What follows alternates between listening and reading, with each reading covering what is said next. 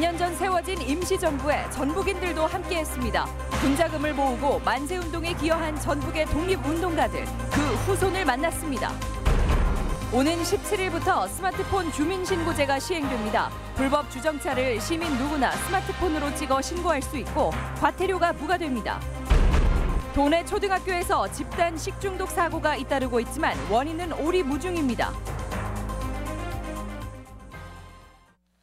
안녕하십니까. 전주 MBC 뉴스데스크입니다.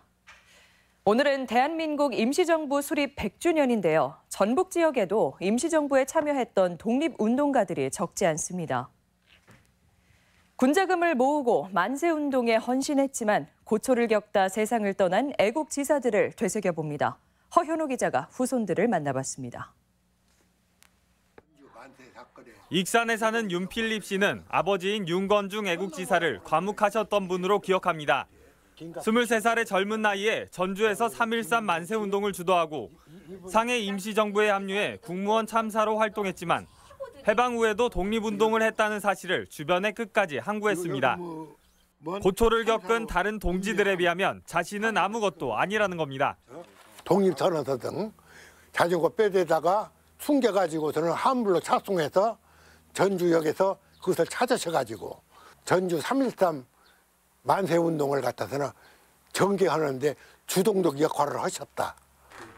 김일두 애국지사의 손자 김산곤 씨가 기억하는 할아버지는 항상 불편한 몸으로 몸져 누워 계시는 모습이었습니다. 8년을 사셨어요. 일제강점기 8년 동안의 옥고로 몸이 상해 해방 이후에도 고통 속에 눈을 감았습니다.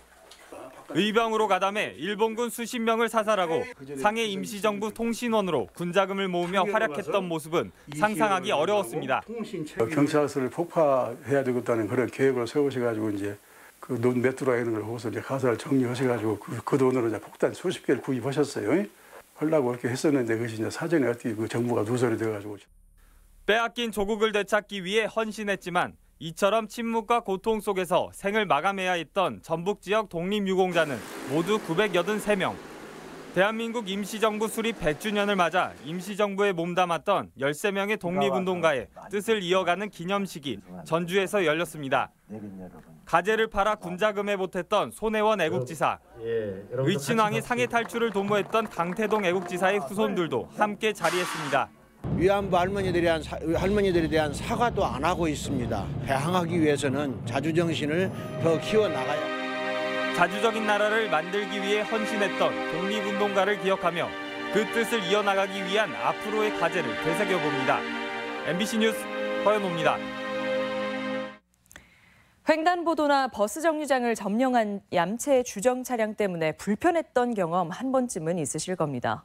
더 이상 이런 불법 주정차는 발붙이기가 어려워지는데요. 다음 주부터 스마트폰 주민신고제가 도입되는데 간단한 신고만으로 과태료가 부과된다고 합니다. 자세한 내용을 한범수 기자가 전해드립니다. 차량 한 대가 횡단보도 한가운데 떡하니 세워져 있습니다. 어쩔 수 없이 차량을 돌아 길을 건너야 하는 상황. 불편함은 고스란히 시민들의 몫입니다. 이번에는 버스 정류장. 불법 주정차를 금지한다는 표시에도 정류장마다 승용차가 세워져 있는데 운전기사와 탑승객 모두 여간 신경 쓰이는 게 아닙니다. 네, 좀 이기적인 거죠. 다른 사람을 배려하지 않고 자기 자신만을 생각하는. 횡단보도와 버스 정류장, 소방시설 주변엔 차량을 세우면 안 되지만 제대로 지켜지지 않았던 게 현실입니다. 전라북도가 행정안전부 안전신문고 앱을 통해 앞선 얌체 주정 차량들에 대한 시민 제보를 받기로 했습니다. 앞으로는 이와 같이 안전을 위협하는 불법 주정차 차량은 사진을 찍어 앱으로 신고하기만 해도 과태료가 부과됩니다. 도민 누구나 안전신문고 앱을 통해서 사진 촬영 2장을 해서 신고를 하게 되면 바로 과태료 4만 원이 부과됩니다. 동일한 위치에서 1분 간격으로 사진을 찍은 뒤 앱에 올리기만 하면 돼 이용법도 간단합니다. 전주를 비롯한 10개 시군에선 오는 17일부터 김제와 임실, 무주, 장수에선 늦어도 24일 이전에 스마트폰 주민신고제가 시작됩니다. MBC 뉴스 한범수입니다. 봄철을 맞아 도내 초등학교에서 집단 식중독 사고가 잇따르고 있습니다. 학생 간 감염으로만 추정될 뿐 뚜렷한 원인이 밝혀지지 않고 있어 학교마다 이렇다 할 대응을 하지 못한 채 사고가 재발하지 않을까 우려하고 있습니다. 송인호 기자입니다. 도내에서는 지난 한 달 동안 2건의 학교 식중독이 발생했습니다. 당장 급식이 중단되고 원인 파악에 나섰지만 2개 학교 모두 급식과 조리원 그리고 교실 내 집기에서도 식중독균이 검출되지 않았습니다. 하지만 환자들에게서는 식중독 원인균인 노로바이러스가 검출됐습니다. 일단 학생 간 감염이 의심되기 때문에 책 걸상과 교실 출입문을 염소로 소독하는 등 대중요법식 대응만 하고 있습니다. 이거 뿌리면 효과 있다고 보세요? 효과가 있든 없든 저희는 최소한 어떤 건강과 안전을 위해서 최선을 다해야 되니까. 학교에서는 급식 관리를 철저히 하고 교실 소독을 해도 정확한 원인이 밝혀지지 않아서 언제든지 식중독이 재발할 수 있다며 불안해하고 있습니다. 불건출이 나와버리면 저희들도 궁금한 거예요. 도대체 애들이 어디 가서 뭘 먹고 왔길래 저렇게 됐을까? 그럼 다음에도 또 걸릴 확률이 있지 않을까? 보건당국은 정확한 원인을 파악 중이라고 밝혔는데 결과가 나오기까지는 수개월씩 걸리거나 아예 원인을 알 수 없는 경우도 많아서 학교 대응은 한계를 보이고 있습니다. 전문가들은 원인을 빨리 파악해야 적절한 대응이 가능한 만큼 원인 파악 기간을 단축하고 최초 의심 환자가 발생하면 신속하게 격리시키는 등 보다 세밀한 대응을 요구하고 있습니다. MBC 뉴스 송인호입니다. 수질을 이유로 새만금의 해수유통 요구가 확산되는 가운데 조명래 환경부 장관이 전북에 왔습니다.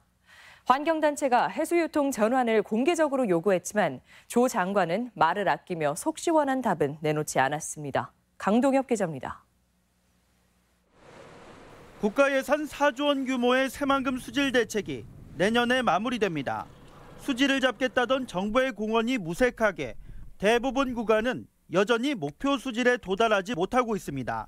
시민사회를 중심으로 해수유통이 대안으로 제시되고 있는 가운데 조명래 환경부 장관이 전북을 찾았습니다. 환경단체는 조 장관에게 새만금 물관리 정책의 전환을 촉구하는 제안서를 전달했습니다. 계속 담수화만 정책을 가져간다면 새만금은 재앙이라고 저희는 생각합니다. 조 장관은 환경단체의 요구에 극도로 말을 아꼈으며 전면 담수화로 1년간 새만금호의 수질을 측정해보자는 제안에도 답변은 원론적인 수준에 그쳤습니다. 담수화해서 1년 평가를 해보자고 하는데 그거에 대해서는 예단은 하기 힘들고요. 절차에 따라서 검토를 하도록 하겠습니다. 환경단체는 엄청난 예산이 드는 실패한 정책을 언제까지 유지할 것이냐며 정부의 미온적인 태도를 비판했습니다. 또 수질 대책이 끝나는 내년에도 목표 수질에 도달하지 못할 경우 정부 대책은 무엇인지 따져 물었습니다. 담수화를 전제로 해서 도시를 개발한다는 것 자체가 사실 모순이 생길 수밖에 없고요. 국제적인 도시를 만드는 데 불가능하다. 새만금 수질 평가의 신뢰를 담보하기 위해 환경단체가 공동조사를 요구한 가운데 해수유통과 담수화를 놓고 정부의 고민은 깊어지고 있습니다. MBC 뉴스 강동엽입니다. 고창과 부안은 해상풍력단지 건설을 계기로 수년간 해상 경계 갈등을 겪어왔는데요. 헌법재판소가 오늘 최종 판결을 내놨습니다. 헌재는 국가기본도 대신 새로운 경계가 필요하다며 고창군의 주장을 받아들였습니다. 박연선 기자입니다. 고창과 부안의 오랜 해상 경계 갈등에서 헌법재판소가 고창의 손을 들어줬습니다. 헌법재판소는 국가기본도상의 해상 경계가 부안의 부속도서인 위도를 표시한 것뿐이라는 고창군의 주장을 받아들였습니다. 어민들의 실생활권 등을 고려해 고창 앞바다가 부안군 관할이었던 기존 경계 대신 새로운 경계를 만들겠다는 겁니다. 고창군은 어민들의 답답함이 해소됐다며 일단 환영 입장을 밝혔습니다. 어민들 수건이었던 막힌 바다를 열었다는 면에서 좀 의미가 있고 또 해상 경계에 대한 헌법재판소의 합리적인 판단이 있었다. 부안군은 수십 년간 행정력을 미쳐왔고 위도 주민을 포함한 국민들이 어업 활동 등 실효적 지배를 해온 만큼 아쉽다는 입장입니다. 하지만 아직 새로운 해도가 명확히 제시된 것이 아닌 만큼 대응 방침에 대해서는 검토가 필요하다고 말했습니다. 지금 헌재에서 지금 최종적으로 지금 해상경계 획정 도면이 지금 아직 송부가 안 됐잖아요. 그걸 좀 보고 저희들도 판단을 좀 해야 될 것 같습니다. 문제의 발단이 된 서남의 해상풍력단지에 대해서는 아직 특정 지자체가 권한을 갖는다는 결론을 내리기는 힘들 것으로 보입니다. 헌법재판소가 고창의 행사 권한을 일부라고 표현하면서 두 지자체의 해석이 엇갈리고 있는 것도 사실입니다. MBC 뉴스 박연선입니다. 헌법 불합치 결정으로 낙퇴죄가 사라질 예정인 가운데 도내 여성단체는 환영 입장을 나타냈습니다. 전북여성단체연합 등은 전주지법 앞에서 기자회견을 열고 이번 헌재 결정이 낙태죄를 없애기 위해 고군분투한 여성들의 승리라고 평가했습니다. 그간 임신의 유지와 출산을 강제해왔다는 헌재의 판단에 대해서도 여성을 출산의 도구로 삼았던 과거와 단절하는 것이라고 의미를 부여했습니다. 헌법재판소가 자사고와 일반고 이중 지원 금지는 위헌이라고 결정한 가운데 전북교육청은 전주 상산고에 대한 평가는 원칙대로 실시하겠다는 입장을 밝혔습니다. 도교육청은 헌재의 결정은 자사고 입학 기회에 관한 것이기 때문에 도교육청의 자사고 평가에는 아무런 영향을 미칠 수 없다면서 이번 헌재의 결정과 무관하게 자사고 평가는 예정대로 한다고 강조했습니다. 송성환 도의회 의장의 거취를 묻는 의원 의견조사가 시작됐습니다. 전라북도 의회 의장단은 모임을 갖고 뇌물수수 혐의로 기소된 송성환 의장의 사퇴 여부를 묻는 전체 의견을 내일까지 상임위별로 조사하기로 했습니다. 의장단은 사퇴 요구가 많을 경우 다음 주 송 의장에게 직접 전달할 계획인데 사퇴를 거부하면 불신임안도 검토하기로 했습니다. 도민체육대회를 한 달 앞두고 개최지인 고창군이 자원봉사자 발대식을 열었습니다. 발대식에 참여한 자원봉사자 359명은 체전기간 경기장 편의 재건과 질서 유지, 교통 안내 등 다양한 분야에서 행사를 지원하게 됩니다. 제56회 전북 도민체전은 5만여 명이 참여해 5월 10일부터 사흘간 38개 종목이 치러집니다. 이어서 오늘의 간추린 소식입니다. 도내 유일의 공인 국제대회인 군산 새만금 국제마라톤 대회가 오는 14일 개최돼 국내외 만여 명의 건각들이 풀코스와 하프 10km, 5km 종목에 출전해 레이스를 펼칩니다. 대회는 일요일 오전 8시부터 MBC TV를 통해 생중계됩니다. 전주 비전대학교는 15대 신임 총장에 13대 총장을 역임했던 홍순직 박사를 다시 선임했습니다. 홍 총장은 삼성자동차와 삼성 SDI 부사장 등을 역임했습니다. 우석대학교는 오늘 강원도 산불 피해 주민들을 위해 한 양방 의료 활동을 벌이고 의약품을 전달했으며 화재로 전수된 농가에 복구 작업을 돕는 등 도움의 손길을 전달했습니다. 전북의 공중보건이 105명이 신규 배치됐습니다. 의과가 56명, 한의과와 치과가 각각 29명과 20명으로 나타났으며 이들은 3년간 도내 의료 취약지에서 근무하게 됩니다. 간추린 소식이었습니다.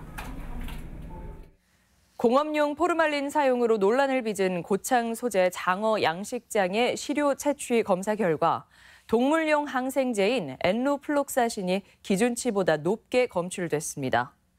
해양수산부에 따르면 해당 양식장에서 채취한 장어를 분석한 결과 인체 유해 성분인 엔로플록사신이 킬로그램당 0.3mg 검출돼 기준치인 0.1mg을 3배 이상 넘어섰습니다.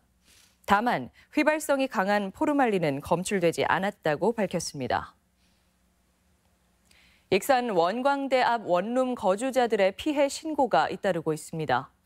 익산경찰서는 어제까지 임차인 75명이 피해를 신고해 현재까지 피해 신고액이 29억 원으로 집계됐다고 밝혔습니다. 원룸 소유자인 43살 A씨는 지난 9일 사기 혐의 피의자 신분으로 경찰 조사를 받은 가운데 경찰은 조만간 A씨를 추가 소환하는 등 수사에 속도를 내고 있습니다. 사회적 경제 창업과 보육 등의 거점이 될 혁신타운이 도내에 조성됩니다. 산업통상자원부는 올해 사회적 경제 혁신타운 조성 사업자로 전라북도를 최종 선정하고 앞으로 3년간 140억 원을 지원한다고 밝혔습니다. 전라북도는 군산 옥구 예정 부지에 혁신타운을 조성해 1,200여 사회적 기업과 마을 기업, 협동조합 설립으로 400여 명의 일자리 창출을 기대하고 있습니다.